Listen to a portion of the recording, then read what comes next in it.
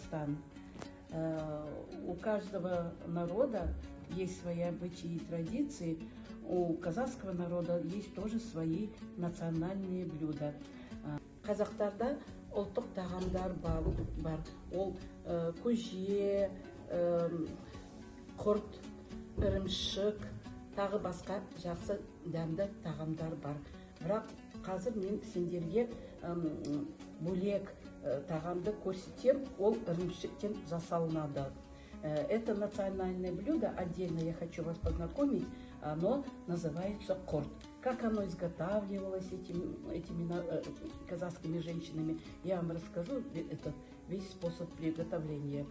Ата-бабамыз баяғыдан қазақтар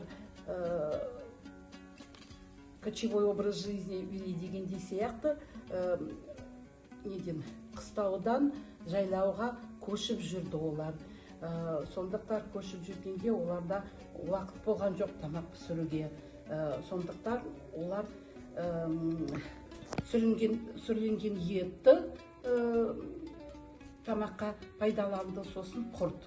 Неге десеңіз, тоқтауға уақыт оларда болған жоқ. Құрт келеатқанда құртты аузына салып, шайып, соны нені басады, аш қарынды басады. Құрт қалай жасалынды? Как делался құрт, Ваня?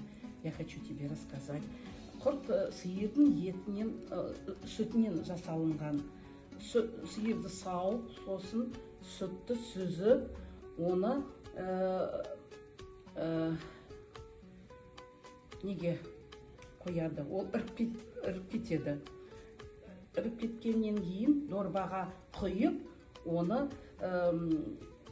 ауыр таспен басады. То есть из коровьего молока делали простоквашу. Она молоко скисало, это называлось простоквашей. Потом эту простоквашу заливали в специальный мешок, такой из ткани сделанный. Потом его придавливали прессом. Когда придавливали прессом, жайлап, көксу тамызып шығатын еді. То есть из простокваши потихонечку вытекала сыворотка, называется. Вода такая голубенькая, сыворотка. И это молоко становилось плотным. Вот. Сосын содан кейін неден шығарып, дорбадан шығарып, осындай болып шығады. Вот такой становился. Это простокваша, вот такая становилась, вот такой формы. Сосын сол ірімшікке дос салып, кішкене дос салатын еді, неге құрт жасауға дәмді болсын деп, чтобы был құрт вкусный, солили этот творог, дос салып, сосын бүйтіп араластырып істейтін еді. Вот так вот делали, перемешивали вместе с солью. Сосын оны қолға алып, басып, бүйтіп, басып, домалақ қылып істейтін еді.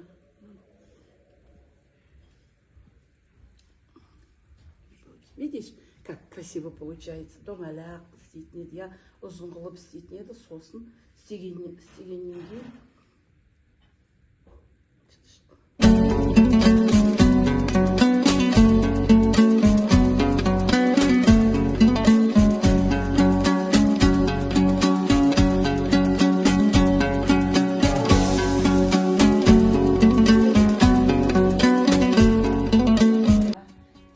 смотрите, вот это вот готовый құрт.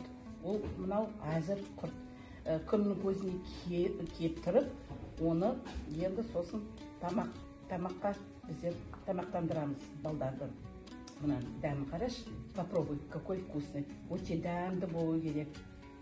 Оны аузына салып, көп уақыт ұстайсың, сосын қарны ашпайды. Вы долго, когда құрт возьмешь в рот и его долго держишь, потихонечку, вкус его, пробуешь, какой он вкусный, и долго кушать неохота после него. Сосын адам құртты жегеннен кейін шөлдемейді. Человек не хочет пить после курта. Очень вкусный, полезный, национальная еда. Это курт.